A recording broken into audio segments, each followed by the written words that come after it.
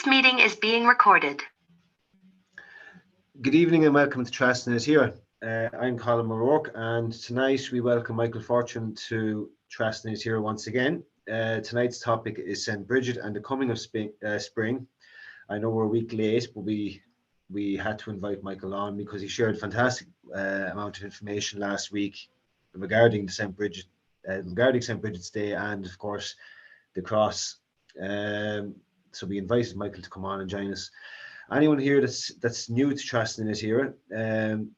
This lecture is being recorded. It's going to be uploaded possibly tonight or tomorrow onto our YouTube channel, Trasna is Here.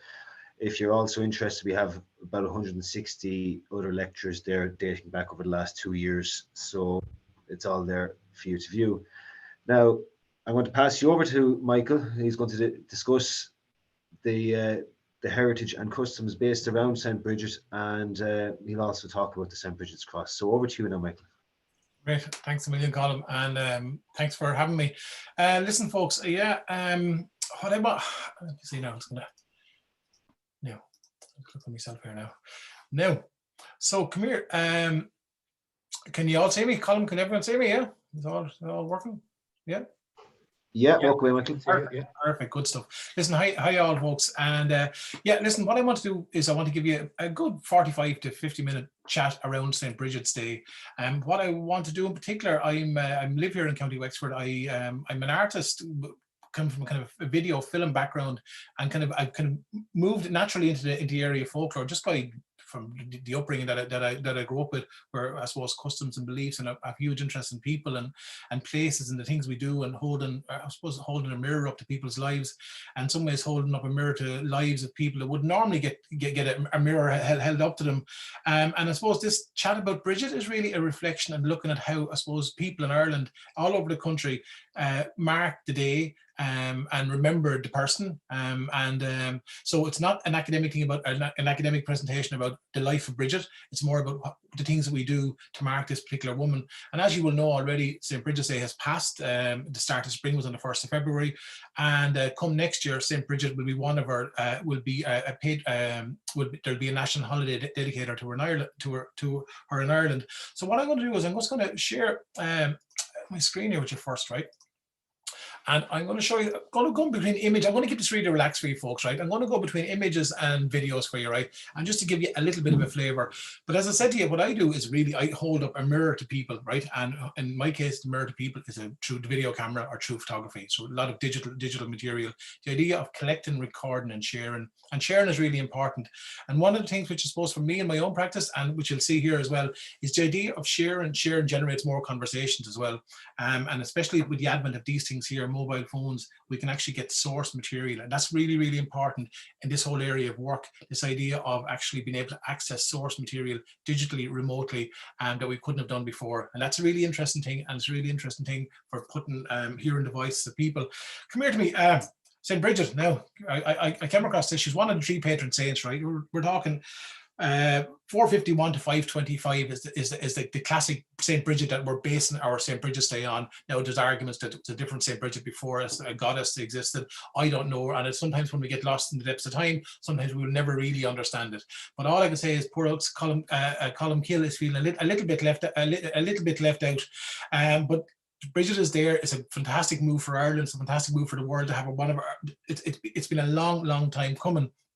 Now, the other day I sat down to myself and I said, God, there's going to be some crack next year naming Bridget. So I put up in the Folklore.ie page that I run, I said, right, how many different Bridgets do we know? So even just to run this by you, what this person means to different people. You have Bridgets and Bridgets with DGs and Brigids, and we got biddies and breeds and breegeens and brides and bridies and breeds and budgies and bud and bids and brudge and brudgies, simple bees and brodies and breeders.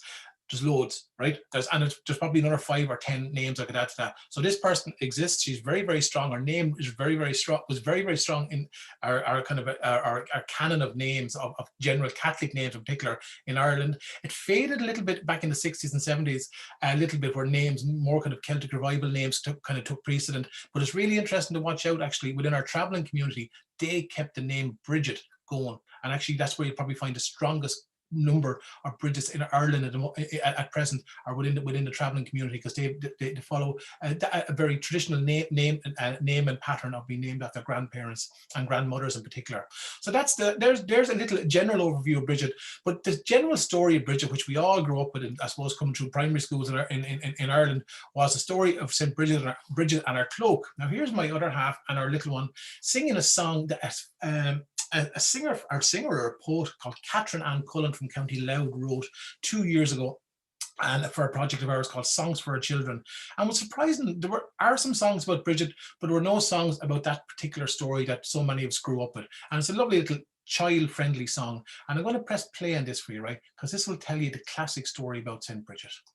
The classic story that we...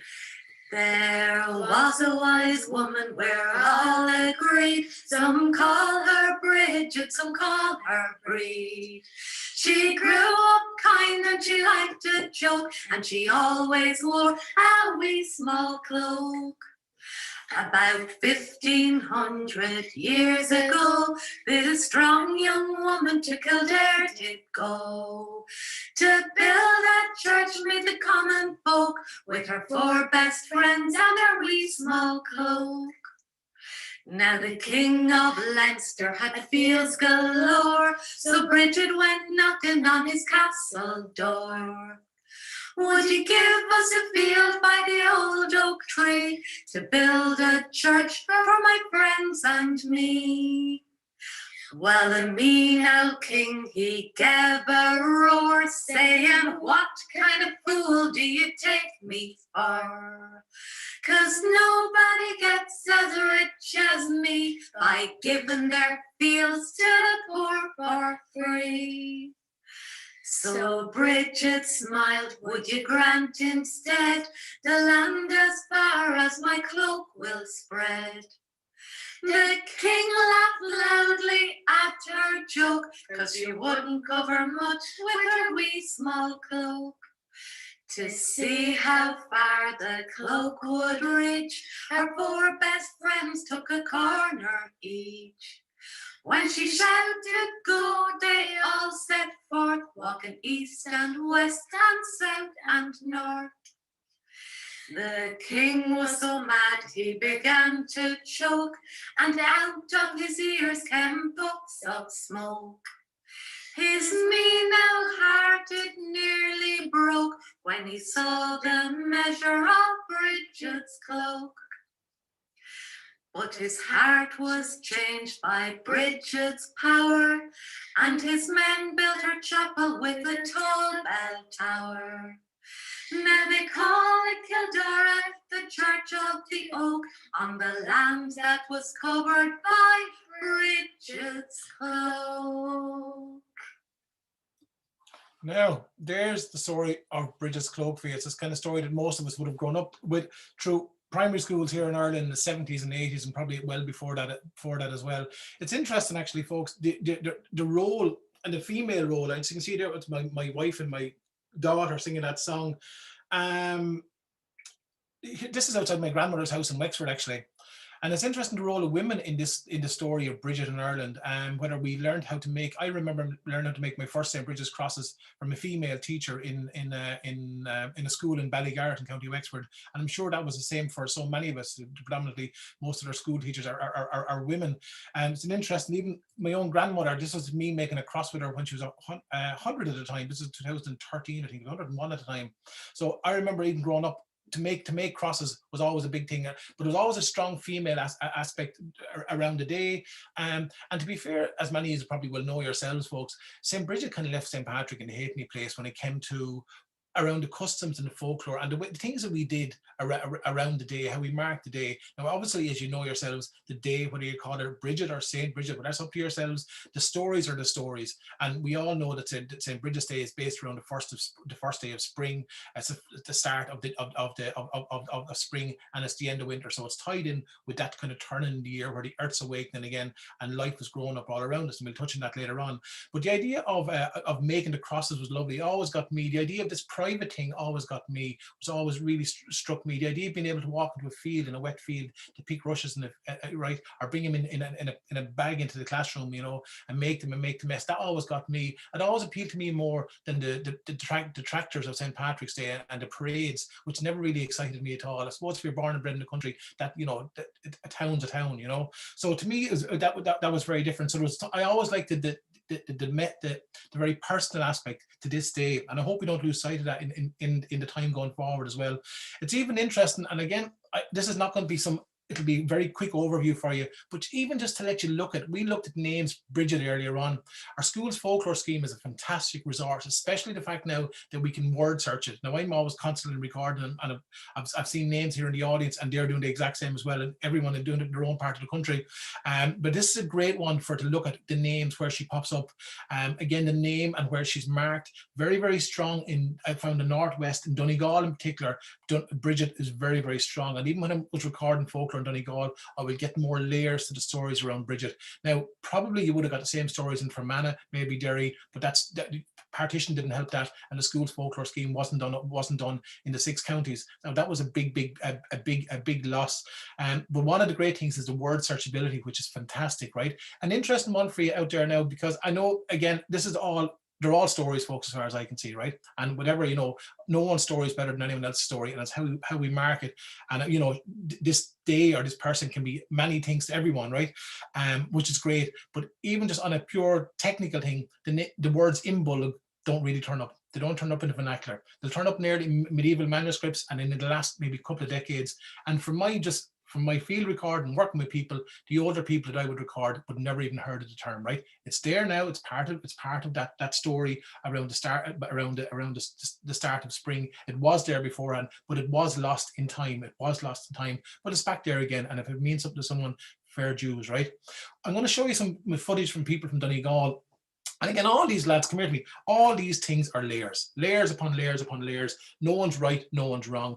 One thing which kind of always annoys me a bit in folklore, and I find it sometimes, people try to come back and try to find the answers in time. And sometimes they want to go back and find the answers, and in doing so, to remove all those lovely layers in the process, right? It's almost like someone handed someone a dot-to-dot picture of an elephant, and when they hand it back to you, they've made a cat's face, right? Because they have their own vision in their own head, what they want the history to be, what they want to fit their narratives and their stories.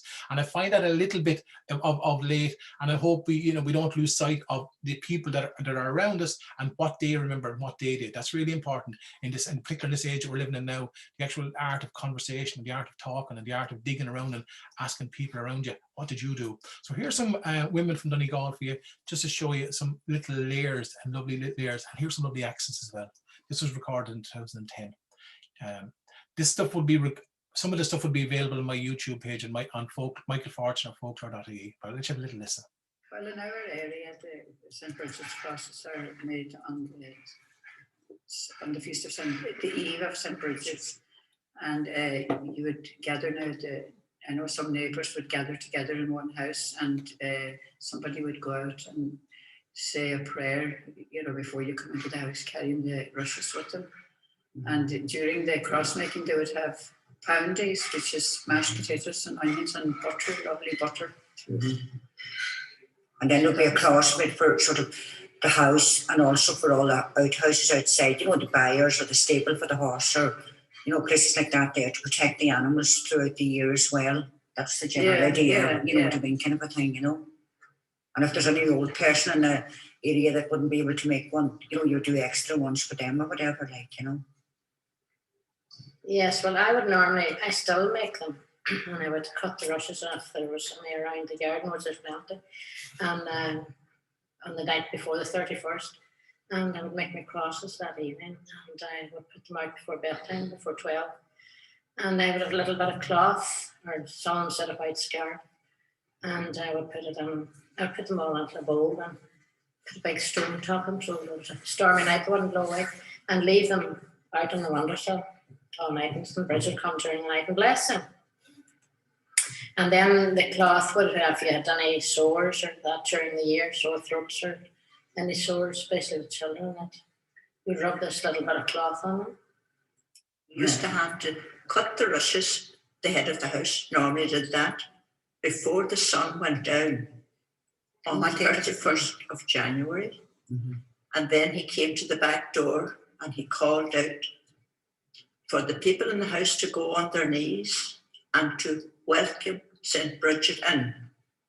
And he called out 3 times and the household answered.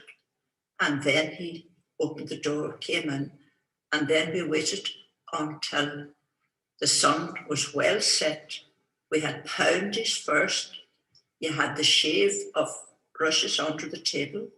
And then after that, when you had the meal, everybody tied a few rushes around their head, band, something to do with headaches. And then you made so many crosses, depending on how many buyers you had.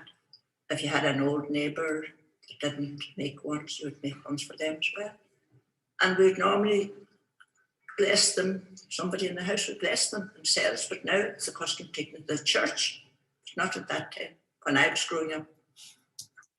I'm going to end it there for you folks, right? Absolutely lovely content there from those women. Just gorgeous stuff. And every time I listen to it, I hear different things. I love the words, the sheaf. I love the idea of the rushes being called and brought into the house. I love the clear description of sunset. And when, you know, that was the time when it went from the 31st, the eve of St. Bridget's Day. Very, very important time in Irish folklore, very important around our May Day customs, very important around our Halloween customs as well. That kind of, that space when it's going from light into the dark of the night, very, very important. And that'll crop up. But there's lovely rituals there and loads more as well to add to that. The idea that the mention of the cloth, that the brat breed, I'll touch on this in a second with you. But one of the things which I mentioned was the idea of making the crosses and bringing them to an elderly neighbour. That's all part of a kind of a social fabric that it just was a kind of, it's an accepted thing that many of us grew up with. At Christmas time, you'd bring older neighbours a holly, you know, likewise if someone couldn't go to somewhere, you'd bring them back something. And that's lovely to see. And that's a really important thing to see in this. Here's a photograph of a woman down the road from me here called Stella Byrne. She's got a gorgeous dresser. But if you can see over the door here, where I'm hovering over on the right-hand side, she's got her St. Bridget's cross. Now, some people would put a St. Bridget's cross up and they would put a new one up the following year and burn the old one. There are loads of different rituals. None are right or wrong. And I have to keep saying that none are right or wrong, right? Even like the blessed palm, but the idea of bringing something green into the house at this time of year, the idea of replenishing something. But one thing which is really important, and you'll see it'll crop up an awful lot, is height was always important. Even classic things like a Sacred Heart picture was on a height. The St. Bridget's cross was over a door, it was over a threshold, it was up in the rafters of the house, all to do with protection. It was put in the buyers of the house, all to do with protection. And this is cross. I find it here in Wexford anyway, is cross religious. You know, I find Church of Ireland neighbours of mine who'd still have a Bridget's cross, you know. So it's not predominantly a Catholic thing, even though St. Bridget is there, is celebrated there. There's a lot of a crossover there, and more of it, I'd say, will happen in time. So that's a really interesting one to watch out. But the crosses over the height were always important. One thing, even just, this is my little one, out getting rushes. Always to get rushes, as the woman in Donegal said, you get the rushes that evening before the sun would set. And then, as she was saying, what you would do is you'd bring the rushes in, the youngest of the house would bring them in. I never grew up doing this, but I'm doing it now because we've got kids of our own. And these are little things. And even these are just snaps of my little one, 3 years ago. There she is 2 years ago. And there she is only a week ago. So it's lovely just to see that kind of, even that continuation of that kind of house-based stuff. And that's coming across really strong. It's a really good gauge. I can find it on social media, find it through going through schools, is that connection to the home, which is important. And again, parking the religious things there, parking the stories aside, but the idea, one of the ideas I actually really like about it is the idea of bringing crafts. You know, the Bridget was, I suppose, there was an A to Z of Bridget. She was the patron saint of brewers and beekeepers. There's so many things. She was a patron in Ireland. She was the patron saint of, you know. But I love the idea that she's related to arts and crafts and related to making. You know, and that's a really lovely thing again, which I think is a really it's a great thing to see and to witness. There's my own little one making crosses, getting them all bowways and stuff. But that's part of it. That's the lovely thing about it, and making them with their grandfather as well. So, and again, one of the things which you probably may have done yourselves is the idea was that the crosses would be left out on the 31st. That's a kind of common one around the country. The rushes were collected, they were made that night, and they were left out. And the idea was they were left out then for, as the women in Donegal said, for breed to bless, right? Now, sometimes you can leave them outside and the idea was that Bridget came that night and blessed them. They were also left out, actually. St. Bridget's crosses were left out on All Saints night as well, because they believe that the saints travelled that night as well, like All Souls night. That was a story. But I've come across of late someone telling me that they'd leave them out on the bonnet of a car. And you know what? It's actually really practical, because you know what? We've all got these flat spaces outside our houses. We mightn't have tables, but we've got the bonnet of a car. One of the things as well, which is becoming more and more popular, is a story around the Bridget's cloak, and it's the classic story that was in the song there. But the idea that a blue cloth, brat breed or brattock breed, was left out on that night. Some people threw it in a wash line, some people threw it in a ditch, some people wrapped up their crosses with it. But the idea that this cloak was there, and I've recorded tons of people, right, will tell you, oh, one woman in Clonmel told me she got a needle in her finger once. What did she do? She got a bit of the Bridget's cloak, wrapped it around it, and lo and behold, an hour later, the needle came out. That's the story, right? Here's a fantastic image and fantastic words by an English poet, but she's got huge connections to Ireland, in particular to Wexford and Wicklow, called Winifred Letts. And this is just a lovely poem about Bridget. Winifred was writing, I suppose, in the early 1900s. And the dandelion light is sparkly, Bridget finds the wayside dark, and brother wind comes rollicking for joy that she has brought to spring. Young lambs and our little furry folk seek shelter underneath her cloak. Absolutely gorgeous words. And I'll share some more with you again. Winifred M. Letts is her name. She's a great poem here about the harbour here in Wexford, about in Courtown Harbour. But it's lovely to see that story was existing back then as well. Here's a great story. Another Bridget told me, a Bridget Tunney from Donegal. She was down with me in January 2020, just before COVID came, and she said, we were talking about Bridget's cloak, and ours was different up in Donegal, to use a different coloured one. And she had a great story, and I'm going to let you listen to it, because again, this great story about the power of this piece of cloth. And I'll let Bridget tell you the story herself now when I find it. And as I said to you before, maybe I didn't say it to you, if you have any questions, pop them into the chat, and we'll be taking questions at the end as well.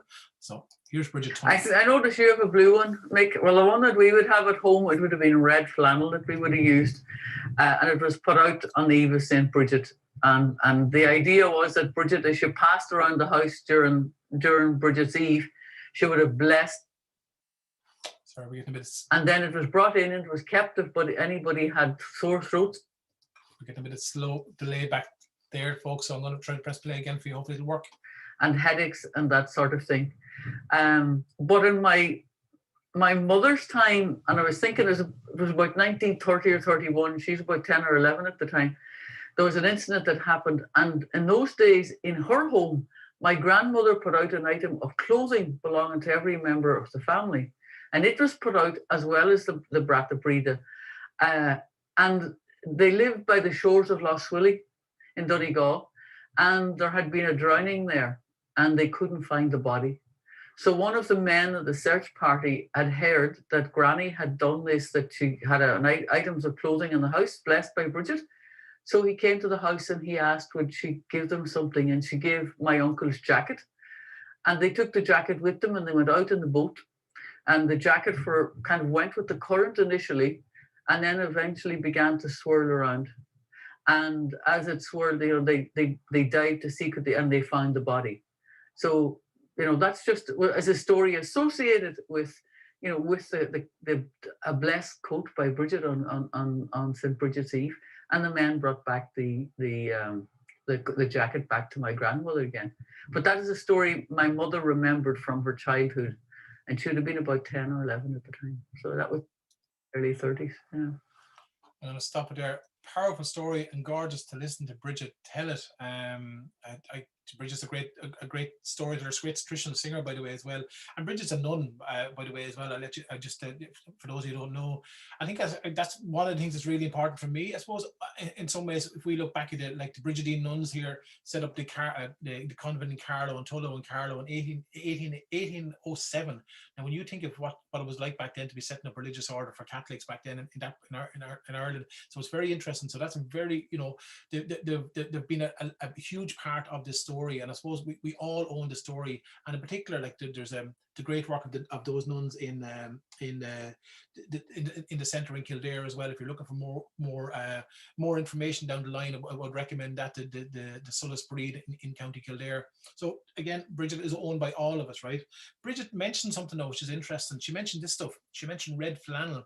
And it's an interesting thing that this is my grandmother's red flannel. I came across it in the box after we were going through stuff after she died. But a lot of people believe that, and this is the thing as well, folks, you'll see it later on, St. Bridget's Day is tied in with a lot with St. Blaise's Day and Candlemas Day. There are layers upon layers of Christianity and probably pre-Christian stuff all mixed in.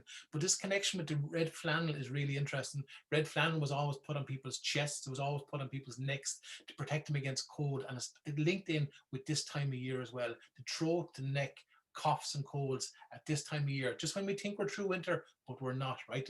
You know, even though it's start of spring, there's still that thing there that it could come back and bite you, right? So there's red flannel, and especially older people remember this, the power of red flannel. Some people put it on their chest, kept it wore on their chest. More people actually had pieces of red flannel that would put over their heads.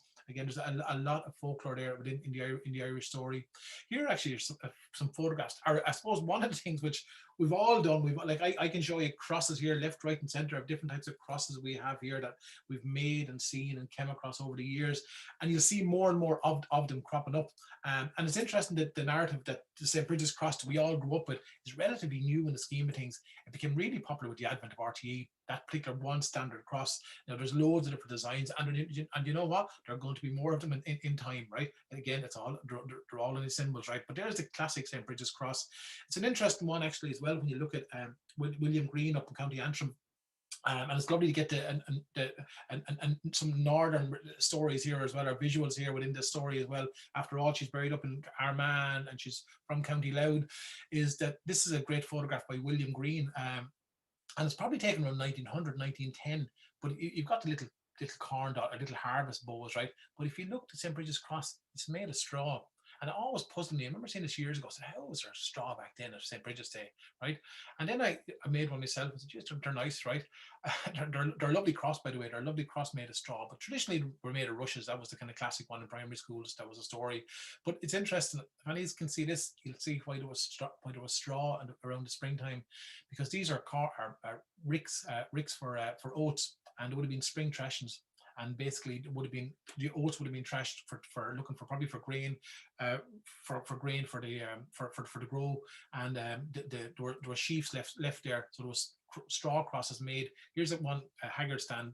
They're a particular one from South Wexford. There's a particular one from North Wexford, South Wicklow, and these are a corn stand that would have stored black oats and oats that would have been trashed in springtime. And obviously, when galvanized came and sheds went, these things disappeared. So they disappeared through the front from the farm and landscape. And as I said to you, there are loads of different types of crosses. Some of you will notice already yourselves. Here's one, a neighbour of mine up the road here, Denny Hanlon, showed me. It said it's a Waterford cross. And you can see close to it, it's got these all the diamonds, very like the Mexican eye. That's a very similar process of weaving, very, very simple. I love the fact that it's made with lollipop sticks. Absolutely classic 1970s stuff going on there, right? Arts and crafts stuff, a bit of Sally, a few lollipop sticks, and then your bits of rushes or a bit of straw. I can't remember. It looks like straw, actually. Nice straw. I love the photograph of Denny's hands beside the working hands beside the cross. Now, the gas thing about social media is, lads, Denny showed me that this time last year. He said, Mick, I've got this lovely cross I got in Ring back in the 1970s. I've still got it hanging in the house. And sure, I put up the photograph, and next minute, the son of the woman who made it, Peg O'Regan, said to me, just down there, that's my mother's cross. And it's lovely again, back to the women. Here's a photograph of Peg showing young pupils in some school down West Waterford somewhere how to make these crosses, all during the 70s and 80s, right? So it's incredible, and before that as well.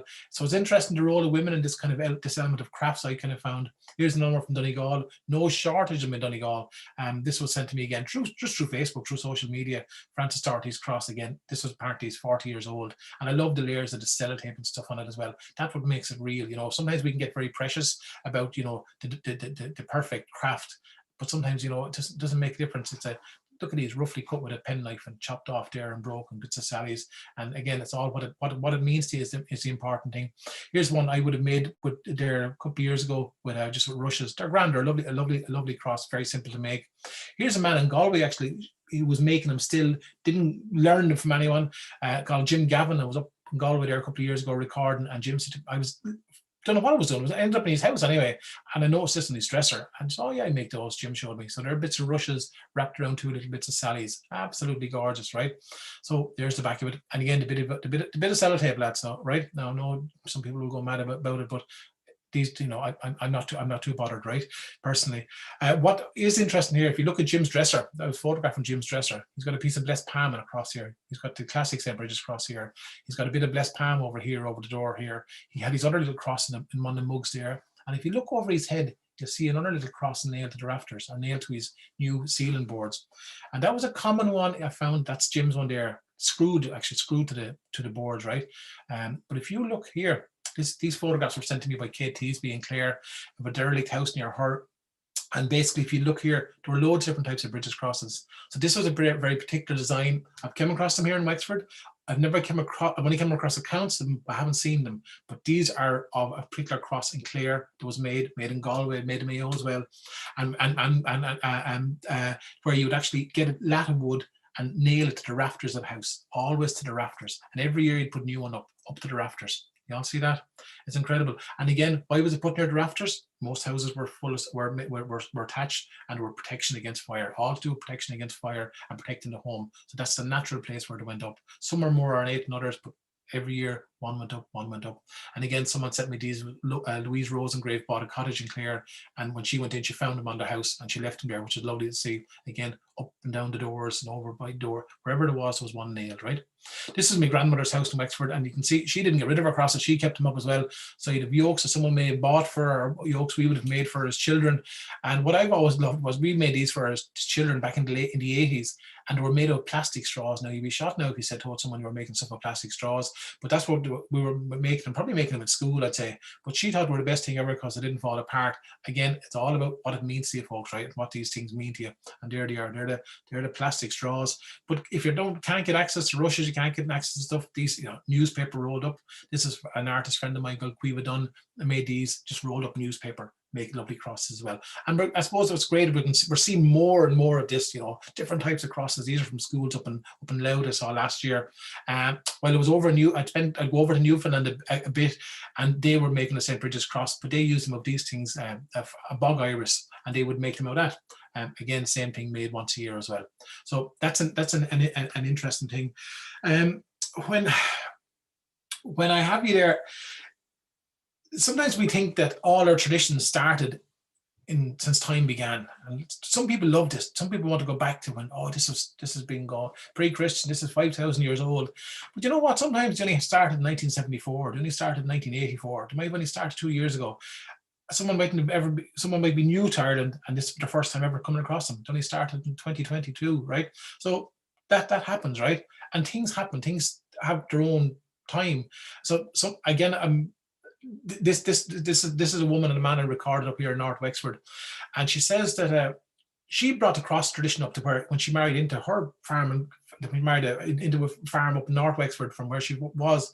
And this particular family, she says, let's hear the story, were having trouble with cattle, and she brought the cross in, and she learned it from, I think it was her grandchildren, but then she liked it, and then she brought it on. So there's loads of different layers going up and down, and ages happening there, right? Again, it's not going back to when time began, right? But what's lovely here is she talks about the power of the cross and what it meant to these particular men, these two bachelor farmers that she tells a story about, and about the cross protecting, but also getting rid of evil or bad luck, whatever you want to call it, right? Yes, because all my nieces and nephews were going to school, and they came home with St. Bridget's cross. And I tell you, very good one. A neighbour, be a cousin of my sister's husband's, Joe Ireton, came out to visit one night, and he was a connection, close connection, came out, and he would come regularly for a little visit. But he came this night anyhow. How are things, Joe? How are things going with you, and how are you getting on? God, not good at all. He says, I'm losing a lot of the cattle. They're dying with me. And I listened, and how poor Granny was alive then. Well, you know what you'll do, Joe? Take home a St. Bridget's cross with you. And what's that about, said Joe. So the Granny explained to him, you know, you you take this out with you and you put it up in the cow house or wherever, in the cattle house or wherever, and keep it there. So Joe said, yes, fair enough. He says, I'll do that. So they chatted away and had his cup of tea, and it was time for Joe to head for home. And Granny says, have you got your cross now? Yes, he says, I have it down here in my pocket.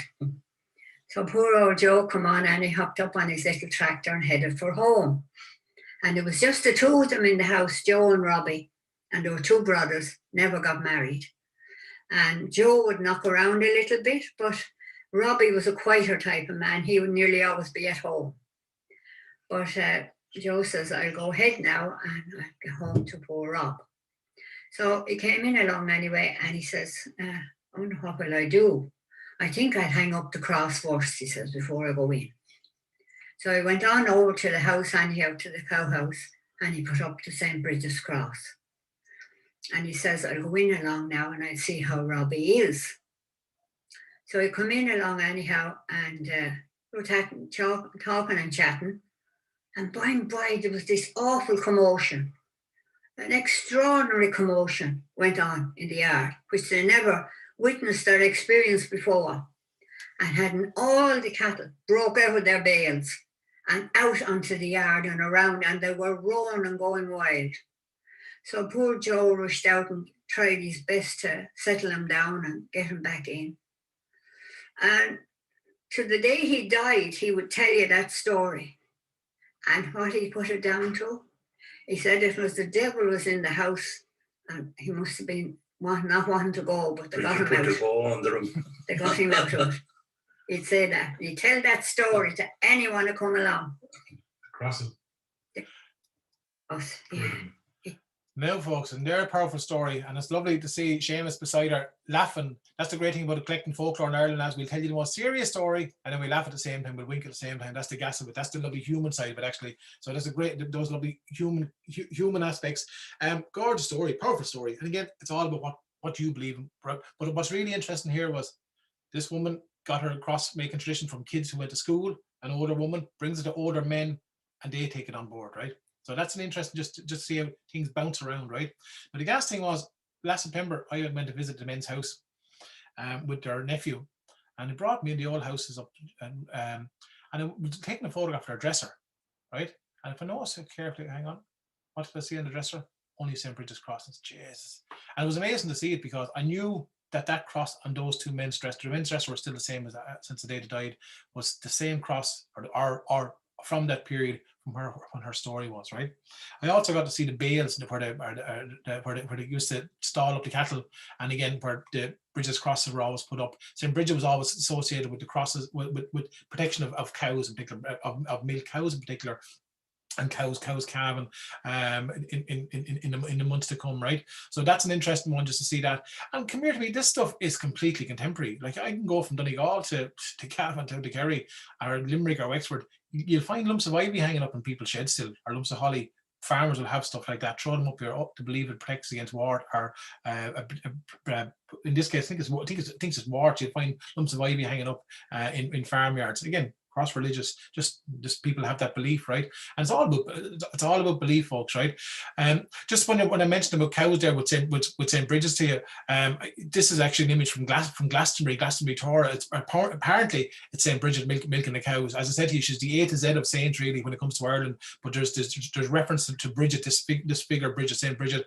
Also here from Germany, from again a stained glass, and you can see this connection with Bridget and cows. There's probably beer in the thing down beside her, but definitely cows, and that story is really strong, as I said to you. And again, this is a 13th century manuscript from France, and again here's herself with a cow, right? This story, actually. One thing actually I didn't mention there was when the women from Donegal were talking, actually.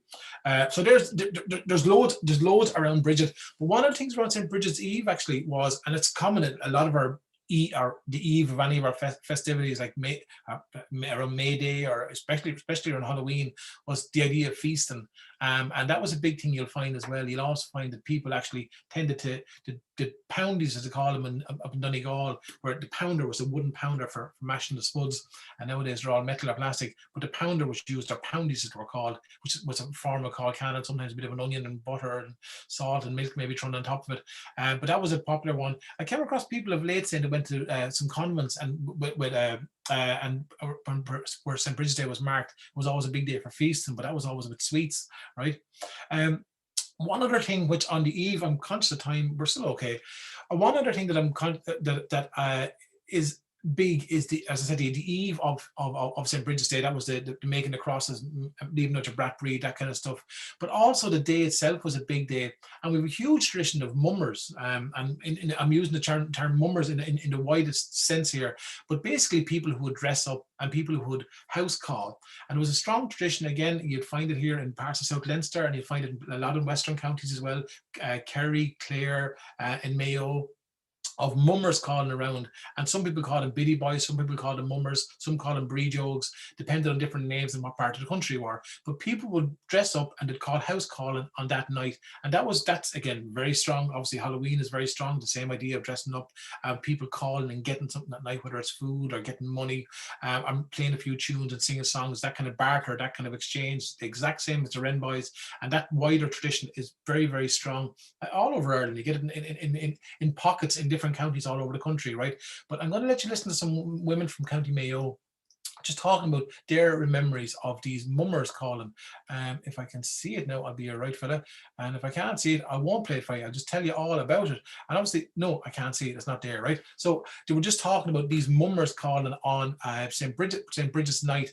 And they had a little verse. I'll go back down and show it to you. This is one of the little verses that they would have had.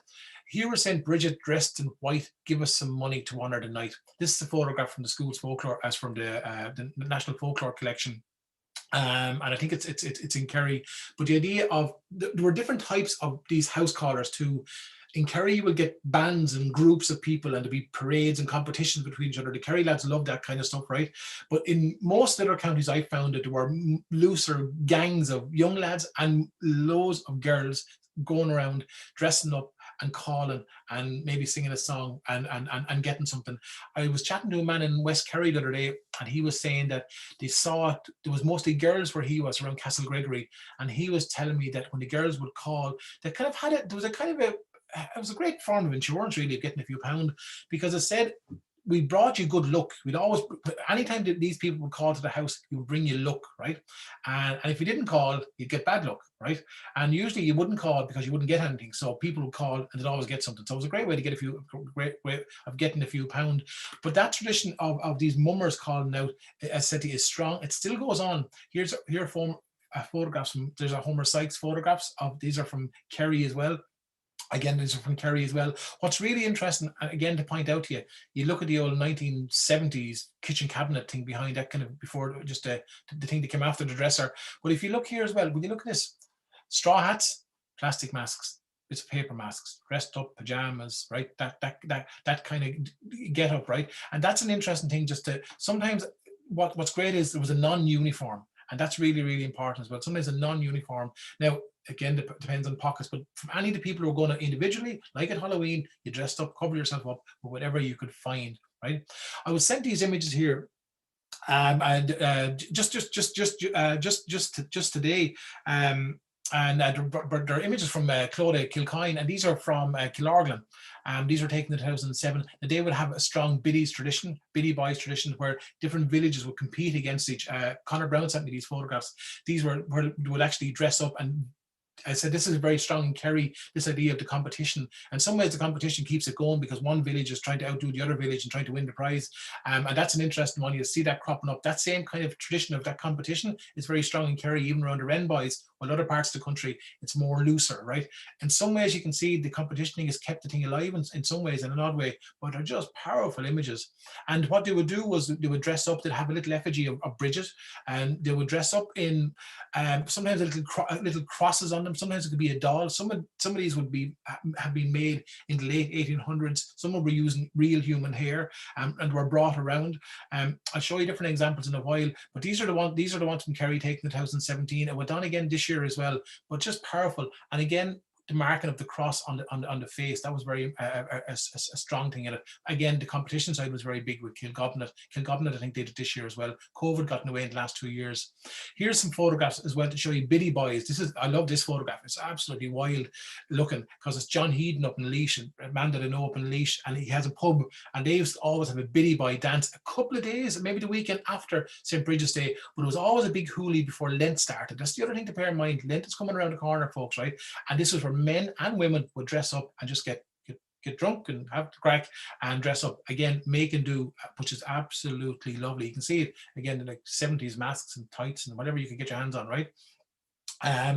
When we're talking about kind of breed oaks, this is a fantastic image. They were sent to me, and they're from Darius Spillane in Clare. This is a little breed oak that she made. It's just absolutely powerful. She connected with a woman out in Inishmaan back in about 2003, I think it was. 2008, and this was one of the last makers of these particular dolls, and she got him to come over to the scanner, and the local priest put them up in the church, and it said about 50 people got together, and they all made these based on this one woman, what she remembered traditionally making. And these were dolls that were made very like the photographs that I showed you, and were usually with a sheaf of corn that was left over from the harvest that was untrashed. And she described it in a video I saw recently, where it said that the head was bent around, and the head of the oats was in the belly of the little doll. And she said they were usually made by the youngest child, a child in the house, the child around could be 10, 12, that kind of age, and usually with the mother. And then what we do is the children would get ribbons out of their own hair, or get ribbons, whatever they could get, little ribbons they could do, and decorate them, put little crosses on them and little crosses on them. And this is direct from this woman called Maureen Keneally from Inishmaan, showed Dara this and the people in the scanner. Absolutely fantastic looking objects, right? And great to see them. Look at this. Gorgeous. And these were brought around like the ones in Kerry, and again I've come across this in Mayo. They were brought around that night, showing here is St. Bridget dressed in white, give us some money to honour the night. And sometimes they had other things as well, because Chris, Breed, Chris, little verses. But they're just lovely little things. And again, I love the idea of just the craft and the making, and little bits of jewelry put on them as well, right?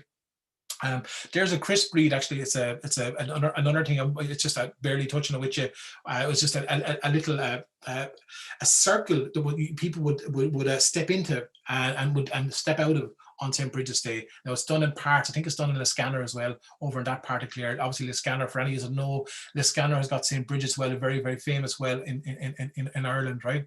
Here's little ones that we would have made with Granny at home. And she was making these little ones with us. And again, these were just made at the end of the night when you'd make your crosses as children. And these were little leftover rushes. But again, we call them breed oaks. The name probably we learned the name. But the little craft aspect is lovely. Nowadays, I put a little bit of the rag on them. But they're a lovely thing to do with kids as well. This idea, you get your few leftover rushes, tie it, and put your little arms across it, and then make your little figure. I remember Granny used to, and again, the gas thing is, no matter who makes them, they'll always make them differently. That's the brilliant thing about them as well. That's what's lovely about crafts and making and being creative. I always remember Granny at home, she'd always cut out the heads of maybe a local person that you might find in the paper, and you go into the dresser and you see this on the dresser with the next door neighbour's head stuck into it. So another layer. So St. Bridget, the woman, I suppose, so a man from Gorey was asking me the other day, he said, there's no statues of Bridget around. And I said, do we need statues? Because I think St. Bridget in some ways, or Bridget, whatever you want to call her, she's in her head, she's in her heart, and she's in her hands. So that to me is an interesting one. We don't need these physical representations of her. Now there are a few. There's a St. Bridget's cross up in Cabinteely in Dublin. They say this is St. Bridget on the cross. I don't know, it could be a male monk, but the story was this was St. Bridget's cross in Cabinteely and Tullow in South County Dublin. Well, recently I only came across this myself, like actually a physical representation of Bridget. You will find statues around the country, rare enough, right? But this is down in Spain. This is down the middle of Spain. And there's a feast day down below there. Now, obviously, they said St. Bridget, I think it was her skull was dug up in the 1300s, brought down to Portugal. But for some reason, this middle of Spain, outside Madrid, they celebrate St. Bridget's Day. They take the statue of St. Bridget out, to bring her all for a parade around the town, the usual Catholic kind of parade kind of thing. This is the village. I did a post on the Folklore page there 2 weeks ago, a week ago about this, right? But the gas thing as well, there's a lot of protection of stock. They also have things as well around the poor. Bridget was a great patron saint of the poor. So what to do on that day is to make this kind of a bread, and they have it with cheese, and they give it out to the poor people. And nowadays, I think they make it out and everyone gets it. But at the end of it, they have this really unusual tradition where they have an auction where the well-off people would actually donate gifts that would be auctioned that night to pay for the food that was made to feed the poor people. But I saw a video of it, and it's like a parish field day here. You know, the kind of field days where you have the Wheel of Fortune and all the kids going mad at the bottle bank, that kind of vibe going on, right? But it was lovely to see. So there's St. Bridget marked on the 1st of February in this part of Spain, and obviously she's marked as well down in Portugal, where her relics, they said the relics of St. Bridget were brought into, I think, 12 something or other. That was a kind of a common kind of practice. But one thing actually that happened was they brought part of her bone back to Killester, up into Dublin in the 1920s. This is Killester, I think it's Killester Church, and there's great footage up on British Pate of this. This is the foundations of the marking out of the church that you just saw there, and the bishop was walking around, and he was blessing the first block, putting a sign of the cross in the first block. There's 2 or 3 really interesting videos there.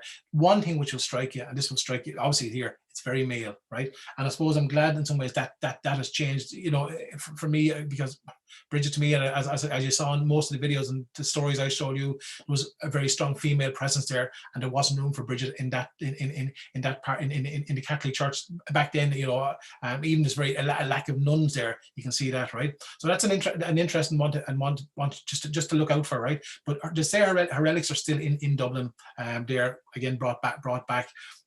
I'm getting near the end here. I said I'm giving you a quick overview, folks, right? But what's really interesting for me, I suppose, are I have a huge interest in the holy wells. I'm interested in those places. I'm interested in empty fields rather than the big official buildings and huge cathedrals and that kind of stuff. I suppose it's not me. It's not in my nature. The way I was reared, and it's lovely to see. This is a man I know called Derek Ryan. It's lovely to see in the last even 2 years, of people going, God, must mark down all the St. Bridget's wells in County Tipperary. And here Derek did this. And I think we'll see more and more of this. And I'm hearing more and more little stories around St. Bridget cropping up from around the country. And more of that will happen. And that local thing is so, so important in this, right? Here's the St. Bridget's well. Again, there are many St. Bridget's wells all over the country. This is the St. Bridget's well here in Tram and here in Wexford, near Castlebridge. And it was always there, used. And like most of our wells, they just dropped in the 60s, 70s, 80s, 90s, and a few men, and I think there's a couple of women as well, but there's 2 men, one man called Matt Murphy in particular, they drove it and they cleared this up, and they got St. Bridget's well open up again. They cleared it up during COVID and got it going. It's interesting even seeing the statues that we will use of this one. It's like it is St. Bridget, we're told anyway, because the cow is there and the book is there and the staff is there. There's a lot of confusion between Mary and Bridget sometimes, so it's lovely to see this representation of Bridget there. Again, our wells are, you know, we need water, lads, we need water to live. Here's one thing, actually, I'm going to show you. This is a photograph that was taken in 2010, and myself there, the big curly head, and the other half, my late father. And there was a holy well in a place called Kiltrest that he and my mother, they all used. They were all local people who lived there. They used this well. Actually, the graveyard was Catholic Protestant, but the church site was just, again, layers of history there. But the well was there, and there were 2 wells, a drinking well and a water well. And I remember Mammy and Daddy bringing us there as children, but sure, come here to me, it was in the middle of nowhere. Cattle were left in on it, and it just faded. But he always knew where it was. And even I remember my young grandmother was dying. And on her deathbed, you know what she asked for? She was 103 when she passed away. She asked for water from the wells that she drank of as a child. And that's a powerful thing, to be able to look for that, to go back to ask for that. So she asked for water from this. Now, this was, we couldn't get water from this for when she passed away, but that's what she asked for because it was gone. But what was lovely was, the plan is at some stage to clean it up, and I suppose now we've never been in a better time to do it now. But it's amazing to see that how these wells, these spaces, were so important, especially the country people. Not saying not to townies either, but especially the country people. These places that you went to, it wasn't a big cathedral. It was a corner of a field where you went and you reflected, where you left your thoughts, where you asked for something, you left something, and they were very, very important. And there's more and more interest in those spaces now cropping up, and again, loads of people use them. What's lovely as well, as you can see, was there's no shortage of rushes there in this particular well, and what always struck me, remember that day, was my own father digging down, knowing where to go to a corner of an empty field and knowing where to prod with a spade and hear the flagstones, and then to dig a bit get the water flowing again. So there's going to be loads of that. There's going to be loads in the next couple of years. Again, there'll be more and more of it. Again, if you type into our fantastic resources here with loganham.ie, we can look at all the place names with Bride in them, with Breed in them. We can look at them all over Ireland. We can look at them all over. We go to England. We can go to Germany.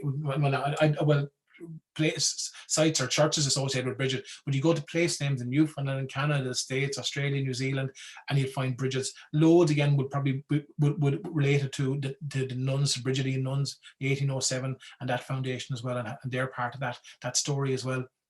I'm going to get near the end with you. One thing we must never forget, folks, in the story of Bridget is the story of light. Story of the fact if you look out your windows today, you realize one thing, or you realize that the mornings are getting brighter and the evenings are getting brighter. Light was back in our lives. And again, in the classic layers of all our beliefs, we have Candlemas Day. No surprise, 2 days after St. Bridget's Day. And Candlemas Day, for those who don't know, was blessed candles were blessed, throats were blessed on St. Blaise's Day, the following day.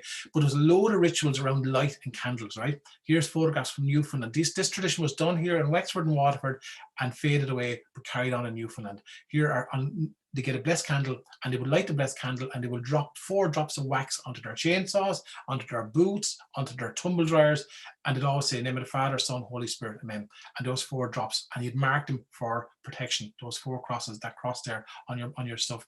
And lo and behold, here's a neighbour's shed in Ballygarton, Wexford. And when I go out to the shed, what did I find? The blessed candle. The blessed candles were, I've come across accounts, I've never seen it done, of the wax dropped on the back of a cow at this time of year. But some people would always use the blessed candle to go under the belly of a cow when the cow would be calving, or right. Some people would also say that could have been there because electricity was gone, and if electricity went into the candle there, there's loads of reasons to look at it, but you'll see that same pattern of the power of the blessed candle.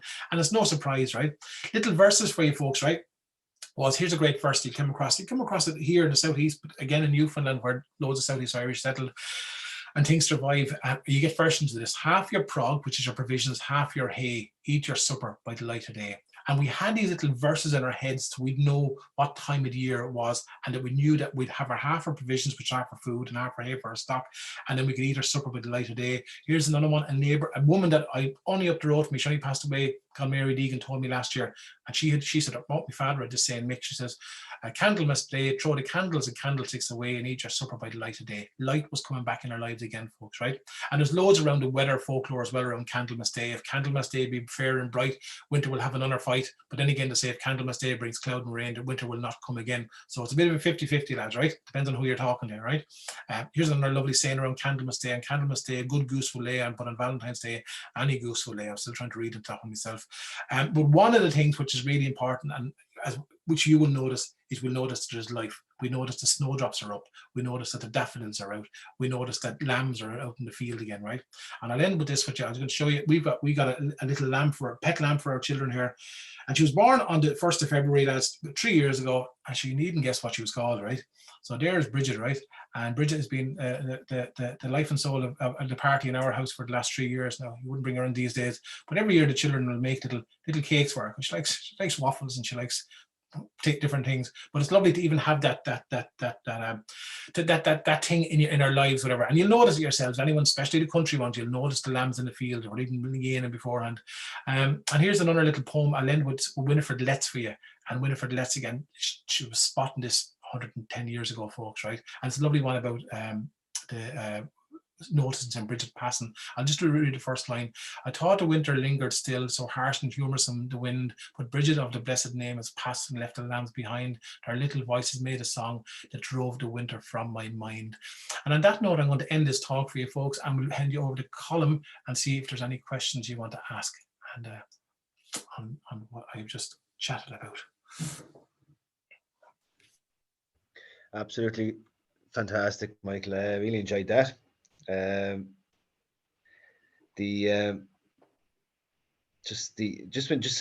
bit you touched off with the holy wells, and I have noticed that we did a talk actually on Trasna here last year with Rosaline Durkin. She's doing a fantastic project, trying to make communities aware of holy wells in their area, and they're actually restoring some of them, particularly up in central Wicklow. There's a holy well close by to me, and you drive past it, you never see anybody there. You never see a car or anything ever parked there, but it's always minded. And there's a little child of Prague just just left there as well. You see these little tokens here and there, and it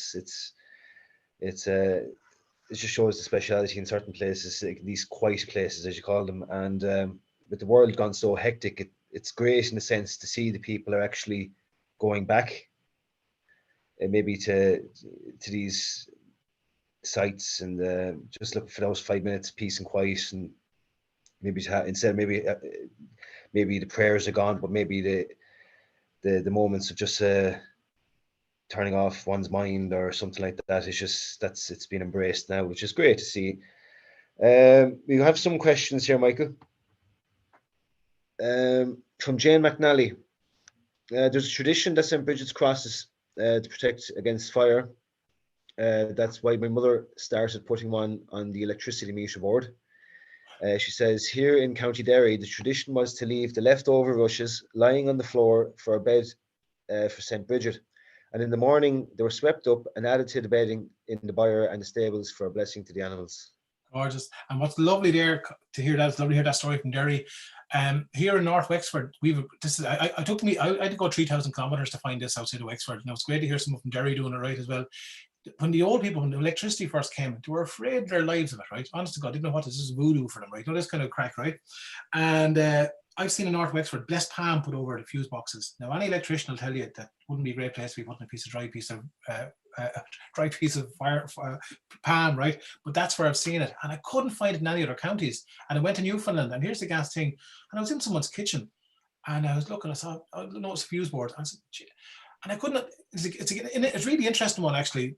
How things, because here's the thing, right? The ones from this community went out late 1700s to this part of Newfoundland, right? So there'd be no one coming back over those 250 years, give or take, right? Okay, but still they did it. Now, I don't know whether it was a strong Catholic thing that they had, but they had this fear of fire, and they did the same. They put the blessed palm over the fuse box again. So it's this inherent kind of thing within people, you know, for protection. And it's really interesting to figure out in Derry, and I'd love to figure out, was it done by the neighbours? Was it done in that one family? So that's the great thing about this old gig. You know, things like that can knock you. So that's lovely to hear. Yeah. Right, we just have a few questions here. People are very interested to see will the video be uploaded, so we made sure to tell them that to check out the Trasna YouTube channel. And also, for anybody here that's been unfamiliar with Michael's work, he has an excellent page on Facebook called Folklore.ie, and also the website www.folklore.ie. You'll see a vast, and I mean a vast, collection that's been carried out by Michael over the years, and it's superb. It's absolutely immense work, everyone. So please follow Michael. He's doing excellent work in preserving our folklore and customs, and even the sayings. I love the sayings you do often put up. Yeah.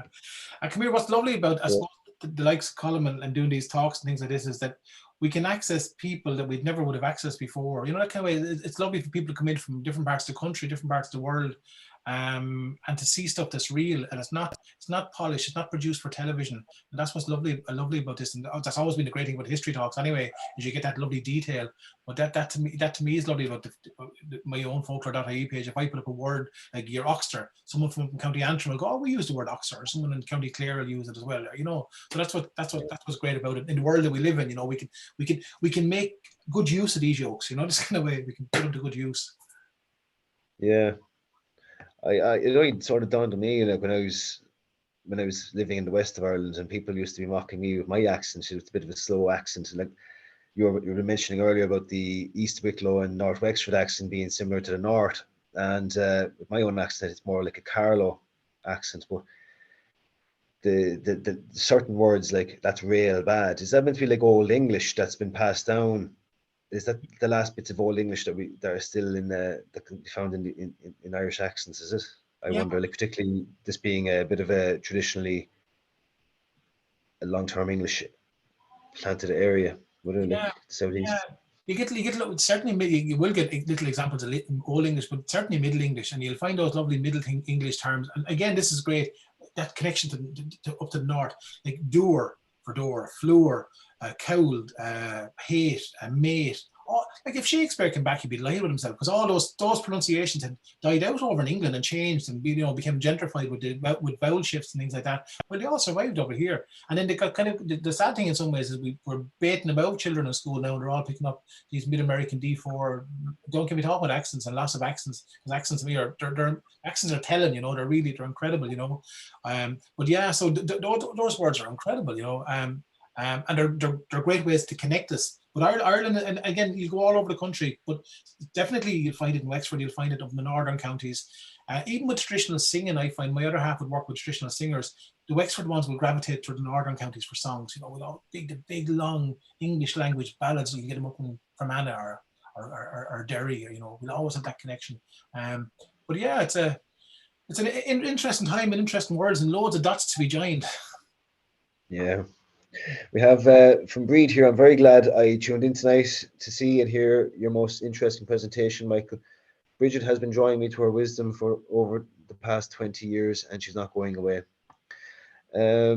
Make your talk and delivery is such a great link in the chain of traditions old and new. Love this. Thank you. Now from Lena Hughes. From Kim O'Shea, speaking of women, but straying away from Bridget, the 11th February brings St. Gobness to mind. Right. Is there any folklore traditions related to her that you might mention for a moment? Oh God, come here to me. I was only texting a woman in Kerry, in Kerry, Cork is today. And only talking about her. St. Gobnet was to say the sister of St. Abban. And Abban here in Wexford, St. Adamstown, and there's down in Ballyvorney on Friday. There's a gorgeous marking of, again, this was new to me. There's a statue of St. Gobnet. The locals will come, they will kiss it, they will touch it. And they have these things called measures, she was telling me. They're about 12, 13 inches long, I think they are. And they're little ribbons that you will cut to the measure of the statue, and you will wrap them around or wrap them near it. Gorgeous traditions around Ballyvorney, still around St. Gobnet. Very, very powerful figure down there in the folklore. But listen, the gas thing is, there's a hill near me here, about 3 miles away, and was called Gibney's Hill. And they said it was a St. Gobnet and a bush there. So these early saints, these figures, you'll find that in Irish folklore, the cult of the saint, or even whether they always said that the saint passed through there, that kind of way, St. Patrick was some man. But they said the cult of that, you'll find loads of spots with that name, like St. Senan in County Clare, you get St. Senans here in Wexford, you get St. Senans down in Cornwall, I think you get Senan in Switzerland as well. So these movement of our early saints were always really interesting. But Gobnet's gorgeous. If you're in Ballyvorney at all on Friday, apparently, it's the place to be. Yeah, we our local saints is we have St. Finian who ended up going to Clonard. We have St. Mogue from Farran's. And it was actually customary for people from, particularly in Clonmore and County Carlow, they used to do the trek down to Ferns on the feast day. Back, I think that was up to the 1940s or 50s. And then we have St. Fiach. And St. Fiach is not really traditionally based around South Wicklow. He's more County Laois, Greg Cullen, Carlow town area. He's the painter. The French taxi drivers have statues of him in their car. He's also got a connection to St. Fiach. You'll see his place name in Brittany. There's a couple of St. Fiachs in Brittany still. Brittany in particular, you'll notice a lot of our early saints. We'll have St. Voch. St. Voch was from South Wexford. Well, he did. His name is South Wexford. St. Vox. There's a couple of St. Vochs in Brittany. Versions of them. St. Fiach. St. Fiach, I think he was the patron saint of not taxi drivers, whatever the early taxi drivers were in Paris, and I think still to this day, Parisian taxi drivers will have a little thing for him as well. There's a boring piece of information. From Tom Feeney, absolutely loved your talk. You and your family are super. Thanks so much for all your hard work. I'll have to to add on to that, just from following your post, like, your children actually have the perfect childhood. It's amazing, like the the inclusion that how you bring the girls into all your into your work, and it's just very enjoyable.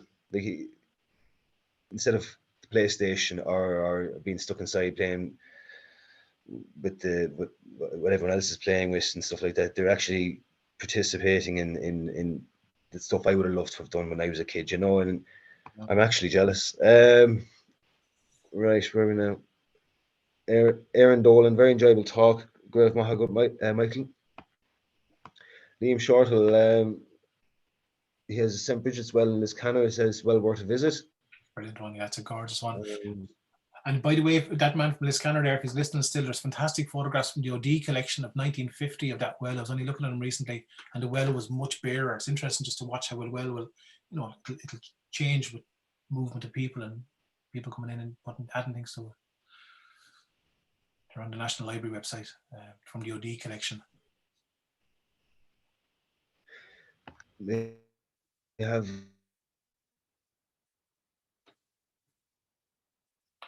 I think your internet's gone, Carl. You there?